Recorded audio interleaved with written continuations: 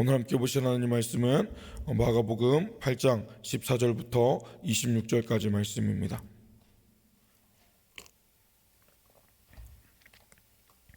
마가복음 8장 14절부터 26절까지 말씀 한 절씩 읽겠습니다. 제자들이 떡 가져오기를 잊었음에 배에 떡 한 개밖에 그들에게 없더라. 예수께서 경고하여 이르시되 삼가 바리새인들의 누룩과 헤롯의 누룩을 주의하라 하시니 제자들이 서로 수군거리기를 이는 우리에게 떡이 없음이로다 하거늘 예수께서 아시고 이르시되 너희가 어찌 떡이 없으므로 수군거리느냐 아직도 알지 못하며 깨닫지 못하느냐 너희 마음이 둔하냐 너희가 눈이 있어도 보지 못하며 귀가 있어도 듣지 못하느냐 또 기억하지 못하느냐. 내가 떡 5개를 5천 명에게 떼어줄 때에 조각 몇 바구니를 거두었느냐 이르되 12이니이다. 또 7개를 4,000명에게 떼어줄 때 조각 몇 광주리를 거두었느냐 이르되 7이니이다. 이르시되 아직도 깨닫지 못하느냐 하시니라. 벳세다의 이름에 사람들이 맹인한 사람을 데리고 예수께 나와 손 대시기를 구하거늘 예수께서 맹인의 손을 붙잡으시고 마을 밖으로 데리고 나가사 눈에 침을 뱉으시며 그에게 안수하시고 무엇이 보이느냐 물으시니 쳐다보며 이르되 사람들이 보이나이다. 나무 같은 것들이 걸어다니는 것을 보나이다 하거늘 이에 그 눈에 다시 안수하심에 그가 주목하여 보더니 나아서 모든 것을 밝히 함께 보는지라. 읽겠습니다. 예수께서 그 사람을 집으로 보내시며 이르시되 마을에는 들어가지 말라 하시니라. 아멘. 토요일 새벽 귀한 자리에 나오신 모든 분들을 환영하고 축복합니다. 예수님께서는 적은 도시락을 가지고 많은 사람에게 먹이신 사건을 2번 행하셨습니다. 우리가 잘 알고 있는 오병이어로 5천 명을 먹이신 사건이 있고, 또 우리가 1월 어제 원래 본문이었으나 우리가 월상 예배로 묵상하지 못했던 7병이어로 4천 명을 먹이신 사건이 있었는데요. 어제 이 7병이어 사건 이후로 이어지는 예수님의 사건을 함께 우리가 묵상하기 원합니다. 이제 그 사건 이후 바리새인들이 하늘로부터 오는 표적을 예수님께 구합니다. 그러자 예수님께서는 단식하시며 이 세대에게는 표적을 보이지 않겠다, 표적을 주지 않겠다라고 하시면서 배를 타고 이동하십니다. 마가는 제자들이 예수님과 함께 배를 타고 벳세다로 이동하는 중에 일어났던 한 사건에 대해서 앞서 기록하고, 또 벳세다에서 한 맹인을 치유하신 사건을 기록하고 있습니다. 14절의 말씀 같이 읽겠습니다. 제자들이 떡 가져오기를 잊었음에 배에 떡 한 개밖에 그들에게 없더라. 아멘. 그런데 이 배에 문제가 하나 발생했습니다. 식사 시간이 되었음에도 도시락을 준비할 수 없는 상황이 된 것이지요. 그래서 수많은 제자들이 함께 탄 배였지만 떡이 하나밖에 없는 상황이 되었습니다. 앞서 7병이어로 수많은 사람들을 배불리 먹게 하였던 그 이적은 경험하였지만 그와 역설적으로 그 배에는 먹을 것이 하나밖에 없는 상황이 된 것이죠. 다음에 이어지는 예수님의 반응으로 보아 제자들이 떡이 없는 문제 때문에 서로 염려하며 서로 원망하고 책임을 추궁했던 것으로 보입니다. 떡이 없는 현실에 제자 공동체가 염려하고 있는 아이러니한 상황입니다. 그 모습을 보신 예수님이 제자들의 그런 동떨어진 제자들의 상황과 동떨어진 듯한 말씀을 강한 어조로 이야기하시는데요. 이어서 15절 말씀도 같이 읽겠습니다. 예수께서 경고하여 이르시되 삼가 바리새인들 아멘. 지금 시장했던 제자들의 관심은 오로지 무엇을 먹느냐였습니다. 하지만 예수님의 관심은 이전에 만났던 표적을 구하였던 바리새인들에 대해서였습니다. 그래서 예수님은 제자들에게 잊지 말아야 할 것을 알려주기 위해 또다시 비유로 설명하십니다. 예수님은 바리새인의 누룩과 헤롯의 누룩을 주의하라 라고 말씀하십니다. 누룩이라는 것은 빵을 부풀게 하는 효소를 의미하고요. 그런데 성경에서 대부분의 이 누룩은 부정한 의미로 쓰였고 오늘 말씀에서도 부정한 의미로 사용되었습니다. 지금 제자들은 빵에 대해서 이야기하고 있는데 예수님은 바리새인과 헤롯의 누룩을 주의하라고 말씀하십니다. 예수님이 말씀하신 바리새파 사람들은 종교를 대표하는 사람을 의미하고 헤롯 왕은 정치를 대표하는 사람을 의미합니다. 하지만 원래 눈치가 없던 이 제자들이 예수님의 말씀을 바로 알아들었을 리가 없습니다. 아니나 다를까 그들은 또 서로 수군거리며 우리가 떡에 대해서 빵에 대해서 없다고 이야기하는데 왜 누룩에 대해 말씀하시는 것이지? 예수님의 이야기를 이해하지 못했습니다.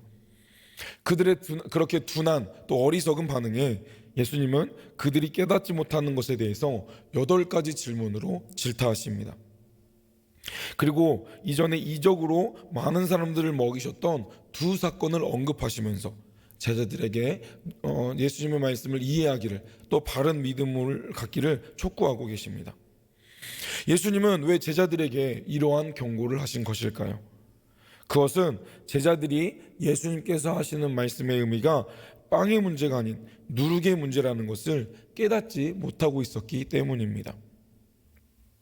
구약 시대에는 하나님께 드리는 제사에 누룩이 들어가지 않는 순수하고 순결한 빵, 무교병을 사용하였습니다. 그럼에도 누룩은 빵을 부풀리게 하고 빵을 더 크게 보이는 역할을 했기 때문에 순수하지 못한 것으로 여겼던 것이죠. 그것처럼 예수님은 종교적이든 정치적이든 당시 지도자들이 마치 누룩이 든 빵처럼 외식하는 모습으로 순수하지 못한 모습을 주의해야 함을 제자들에게 이야기하신 것이죠. 첫 번째로 바리새인의 누룩은 무엇을 의미하는 것일까요? 이전에 바리새인들은 적대적인 태도로 예수님을 비난하며 표적을 구하였습니다. 그리고 그 전에는 장로들의 전통을 내세워서 하나님의 계명을 저버렸음을 예수님은 지적하셨습니다. 결국 이 바리새인들의 교훈과 그에 따른 신앙은 겉은 깨끗하고 화려해 보이지만 속은 부패해버린 결국 하나님을 믿지 않는 외식하는 자의 모습임을 예수님은 말씀하시고 바리새인의 누룩은 결국 겉과 속이 다른 그런 종교인의 모습을 주의해야 함을 예수님을 말씀하신 것입니다.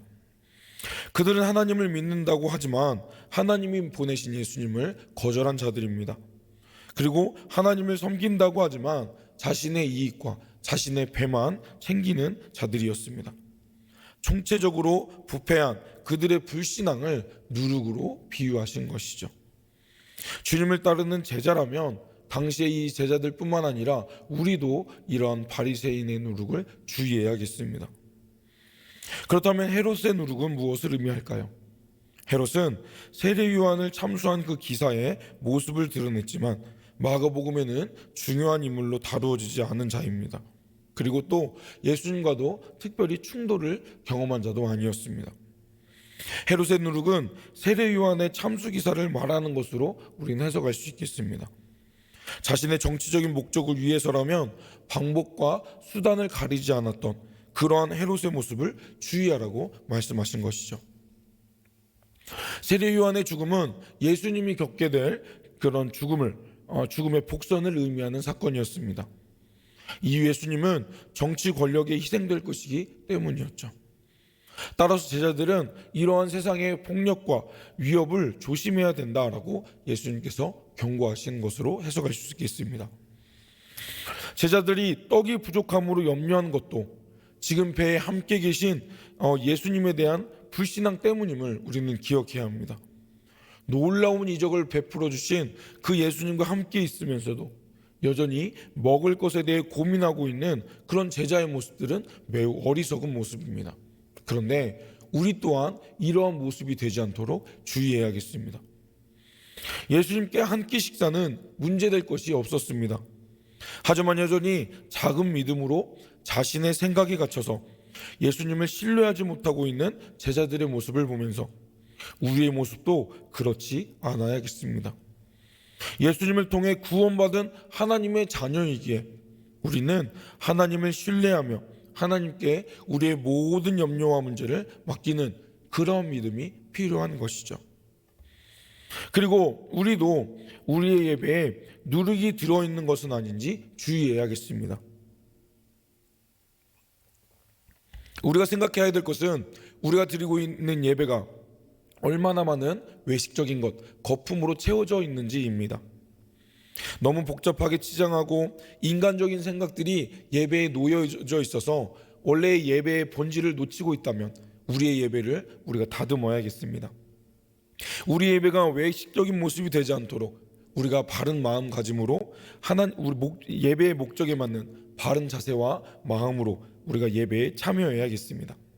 그렇게 우리가 하나님께 바른 예배를 드리는 예배자들이 되기를 축복합니다. 이어서 17절의 말씀 읽어보겠습니다. 17절입니다. 예수께서 아시고 이르시되 너희가 어찌 떡이 없으므로 수군거리느냐 아직도 알지 못하며 깨닫지 못하느냐 너희 마음이 둔하냐. 아멘. 이제 예수님은 제자들의 상태를 직접적으로 지적하십니다. 8개의 수사적인 질문을 쏟아내고 계시는데요. 떡이 없다라는 그 사실만을 바라보며 불안해하고 있는 제자들이 정신을 차릴 수 있도록 예수님은 질문하십니다. 8가지 질문 중에 제자들의 답변은 2개의 질문에만 등장하지만 나머지 6가지 질문 역시 답은 이미 정해져 있었습니다. 예수님은 먼저 제자들의 반응과 직접적으로 연결한 질문으로 시작하십니다. 떡이 없어서 수군거리는 것은 여전히 깨닫지 못한 그들의 둔한 마음 때문이었습니다. 제자들은 지금 눈이 있어도 보지 못하고 귀가 있어도 듣지 못하는 상황이었고 심지어 불과 얼마 전까지 그들이 경험했던 놀라운 일들을 기억하지 못하는 어리석은 모습을 가졌습니다. 그들은 어떠한 일을 경험했습니까? 그 다음 2 질문에 등장하는 오병이어와 칠병이어 사건을 직접 경험한 자였습니다. 그것이 먼 일도 아니고 얼마 전에 그 일을 경험한 자들이었습니다. 예수님은 이제 오병이어로 5,000명이었고 12바구니가 남지 않았느냐 질문할 수도 있었지만 떡을 나누고 바구니를 거두었던 그 당사자들이 직접 그것에 대답하도록 하였습니다. 그리하여서 그들이 깨닫지 못하였던 것들을 다시 기억하면서 기억이 회복될 것을 요청하신 것이죠. 그들은 직접 그들의 손으로 이 남은 떡들을 나누었고 남은 떡을 한 번은 12바구니, 그 다음은 7광주리를 거두었습니다. 그들에게는 그러한 증거가 있었던 것이죠. 지금 상황과 동일한 상황이었습니다. 그때나 지금이나 떡이 없는 상황은 마찬가지였죠. 하지만 그 이후 그들은 차고 넘치는 배부름을 경험하였습니다. 그런데 지금 그들은 동일한 이 떡이 없는 상황에 수군거리며 좌불안석의 믿음 없는 모습을 가지고 있었던 것이죠. 예수님은 아직도 깨닫지 못하느냐라는 마지막 질문으로 그들이 정신을 차리기를 간구하였습니다. 지금 제자들의 배에는 바로 그 예수님이 함께 타고 계셨습니다. 그 예수님만 의지한다면 지금 이 순간이 오병이어, 칠병이어의 사건이 가능하다는 것을 제자들은 잊고 있었던 것이죠. 그 이후 예수님은 제자들과 함께 벳사이다로 가십니다.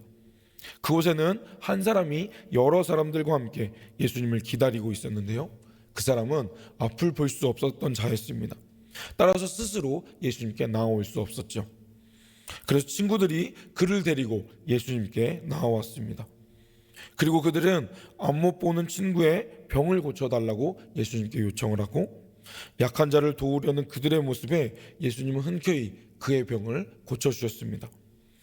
그런데 예수님은 유독 이 사건에서 다양한 행동을 하십니다.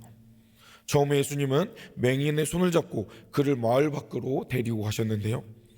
그를 그렇게 한 이유는 마을 사람들의 구경거리로 만들고 싶지 않으셨기 때문이었습니다.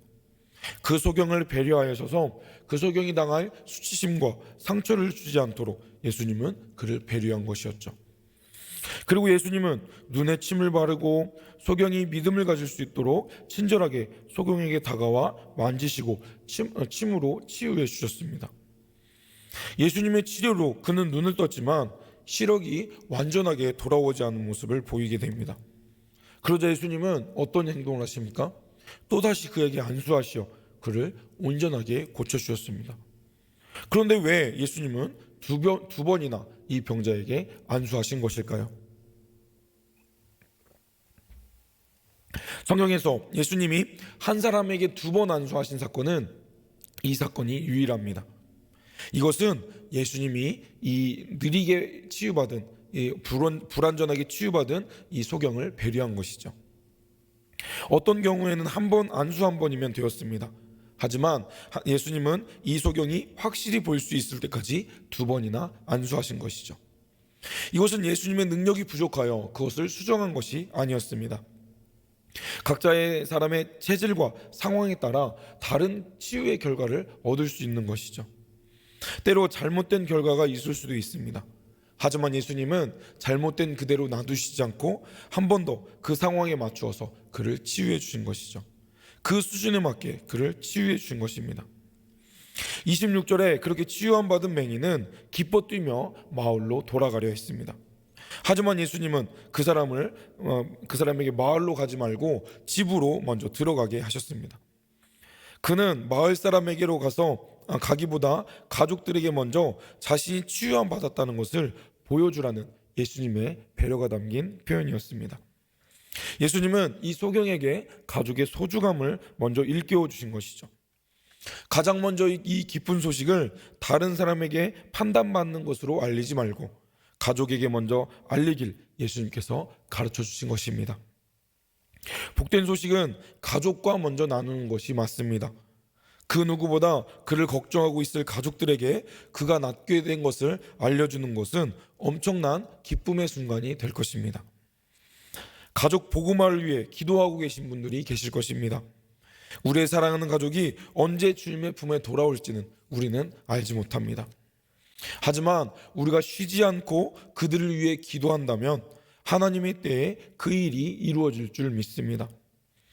우리의 기도를 하나님께서 듣고 계시고 응답하시는 분이심을 믿고 그 길이 멀어 보이고 불가능해 보인다 할지라도 신실한 하나님을 의지하며 힘써 기도해 주시길 바랍니다.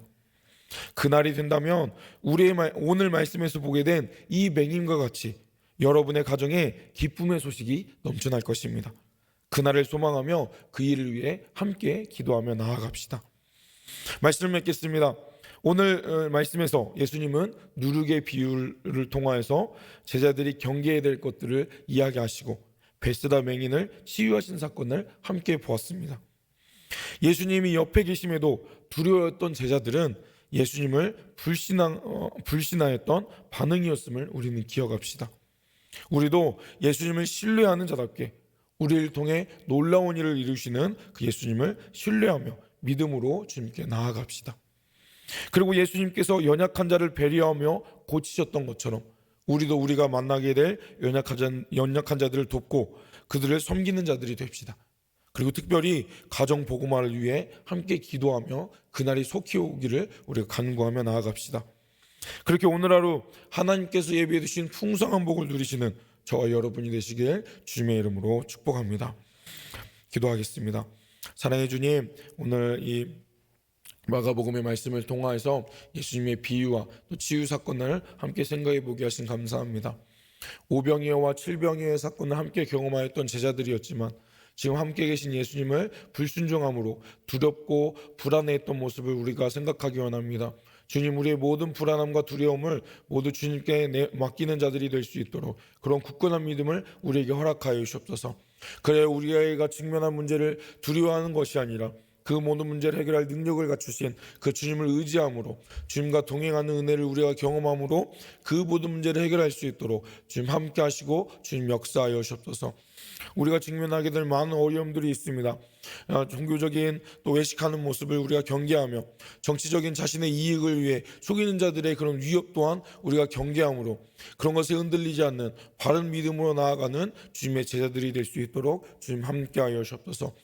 오늘 우리가 만나게 될 연약한 자들을 우리가 예수님처럼 섬기며 사랑으로 돌보는 자들이 될 수 있도록 주님 함께하여 주옵소서.